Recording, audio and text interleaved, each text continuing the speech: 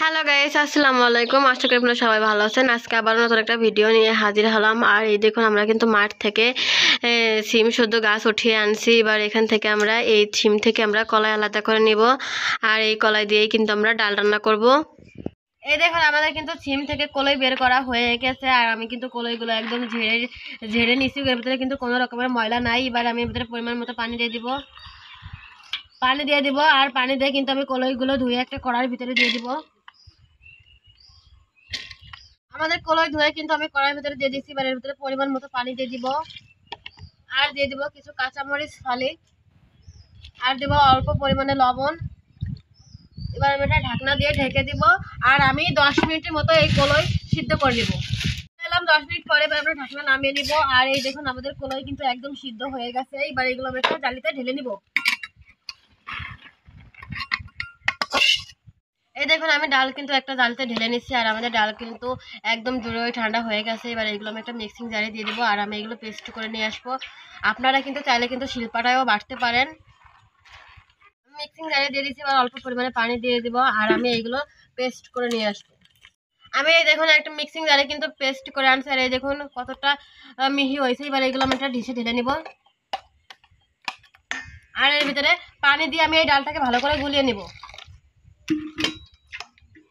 এই দেখুন, আমার ডাল কিন্তু ভালোভাবে গুলানো হয়ে গেছে। আর আমি কড়ার ভিতরে গুঁড়ো চালান বসিয়ে দিচ্ছি। আপনারা কিন্তু চাইলে স্টিলের যে কোনো চালন দিয়ে করতে পারেন। আমার ঘরে স্টিলের চালন নাই, তাই আমি এর মধ্যে এবার এই ডালটাকে ঢেলে দিব।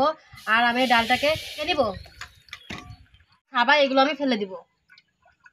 এবার আমি দিয়ে নিব, তাহলে সব ডাল কিন্তু নিচে পড়ে যাবে।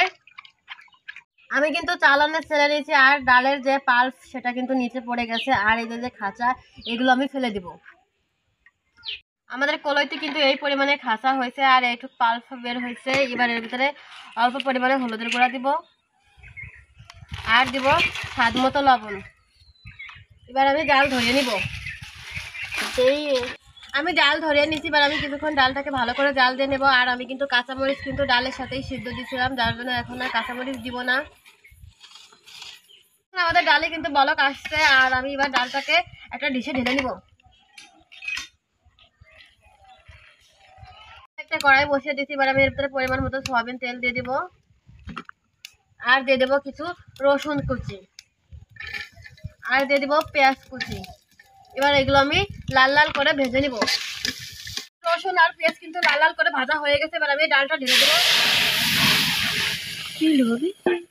দেখুন দেখুন বন্ধুরা, কত বড় দুর্ঘটনার হাত থেকে কিন্তু আমি অল্পের জন্য বেঁচে গেছি। এবার আমি ডালটাকে আর 2 মিনিটের মতো জাল করে নিব। ফিরে এলাম 2 মিনিট পরে। এবার আমরা ডাল নামিয়ে নিব। আর আমার সাথে কিন্তু আজকে খুবই একটা দুর্ঘটনা ঘটতে যাচ্ছিল, আল্লাহ বাঁচাইছে। এবার আমি ডালটা একটা বাটিতে ঢেলে নিচ্ছি।